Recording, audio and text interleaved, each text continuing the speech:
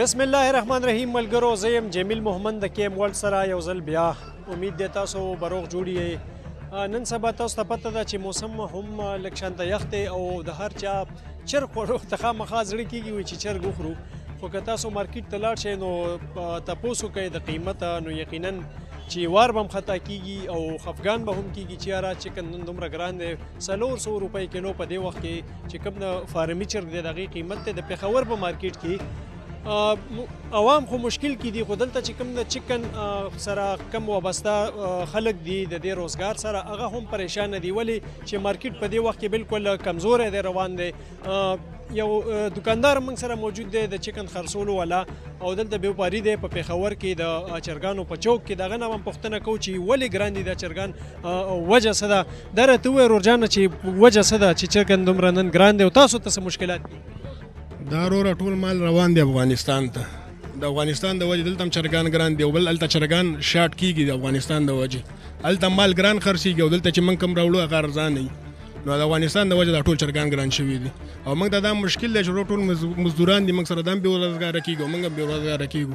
بس نور موږ سره هم څه درک نه لګي، بس دکانونه وبند کړو، موږ له هم تاوانونه کوي باقي. بالکل همدا ملګری لګیا دی دا د چکن مارکیټ شاته. تاسو یې هم مختلف ځینونه خلک هم راغلي دي د چکن پوښتنه چې وکړي نو واپسي کوي. یو بل مشر موږ سره موجود دی، د مشر نه هم تپوس کوو چې دوی څومره په مشکل کې دي.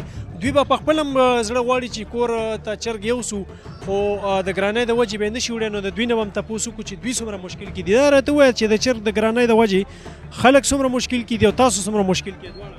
یاره سرجي مونږ خو دومره مشکل کې یو چې مونږ هوټلو ته خپله زمال ورکومه او کله د روزانه زه 30-40 هزار روپۍ تاوان کوم. ګران راخلم او ارزان ورکوم خلکو ته.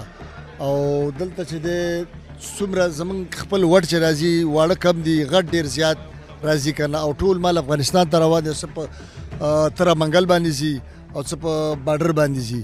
نو په دې وجه باندې مال ډېر زیات هلته لکه افغانۍ چې دا ډالر ته جوړ شو او پاکستانیانو نه بوس جوړ شو. بالکل دا ټایم موږ سره دلته ملګرو دغه خبرې وکړې چې چکن ګراني کې د هغې مشکلات سیوا کېږي. نو یقینا حکومت لم پکار دی په دې وخت کې چې د چکن په قیمتونو باندې څه نه څه کنټرول وساتي، دا کم کړي، د دې دپاره څه داسې اقدامات وکړي. ولې چې چرګ د بنیادي څیز دی د خوراک. دې ورځو کې ودونه هم کېږي، پروګرامونه هم کېږي، ملګري یاران دوستان هم وایي چې یاره دغه دې وکړو، دا پروګرامونه دې وکړو، چرګ یې حلال کړو. خو چونکې چرګ د حلالۍ نه وتی دی او شهریان عوام خلک همدغه وایي چې یاره زموږ حلالۍ ته د حکومت چل جوړ کړی دی. نو دغه غوښتنه کوي د عوام د حکومت نه چې د دې په قیمتونو کې د کمی راشي، چې د دې مشکلات ورسره حل شي او دوی ته چرګان په ارزان قیمتونو میلو شي.